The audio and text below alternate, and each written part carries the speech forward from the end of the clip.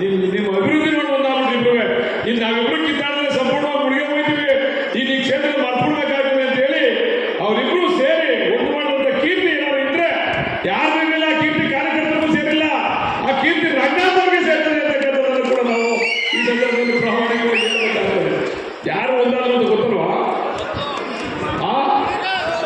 Nagarajaiah brothers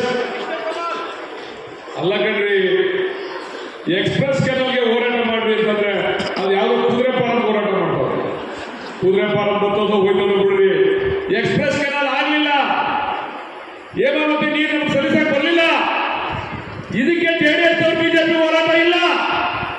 ನೀವೆಲ್ಲ ಕೇಳ್ಬೇಕು JDS ಅವ್ರ ಬಿಜೆಪಿ ಅವ್ರನ್ನ ಎಕ್ಸ್ಪ್ರೆಸ್ ಕೆನಲ್ ಮಾಡ್ಸಕ್ ನಿಮ್ ಕೈಲಿ ಆಗಲ್ವಾ?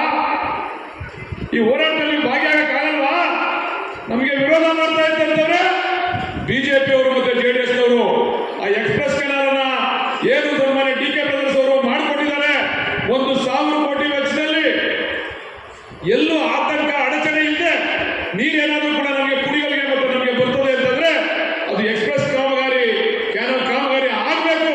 ಅದಕ್ಕೆ ಅವರ ಒತ್ತಾಯ ಇಲ್ಲ. ಕುದುರೆ ಪಾಲಂ ಮಾಡಬೇಡಿ, ರಂಗೋಲಿ ಬಿಡ್ತಕ್ಕೆ ಹೋಗಬೇಡಿ, ಅದೇನೋ ಗಿಫ್ಟ್ ಕೊಡಬೇಡಿ.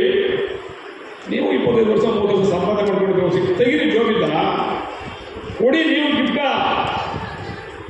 ಮಾಡ್ಕೊಂಡಿದ್ದೆಲ್ಲ ಅಚ್ಚುಕಟ್ಟ ಪಡಿಕೊಂಡಿದ್ದೀರಾ. ಈಗ ಪಾಪ ರಂಗನಾಥ್ ಅವರು ಬಹಳ ಬುದ್ಧಿವಂತರು. ನಾವು ರಿಯಾಕ್ಟ್ ಮಾಡುವ ರಂಗನಾಥ್ ಮಾತಾಡೋದೇ ಇಲ್ಲ. ಅವ್ರು ಏನಾದ್ರು ಕೂತ್ಕೊಳ್ಳಿ ಸೈಲೆಂಟ್ ಆಗಿ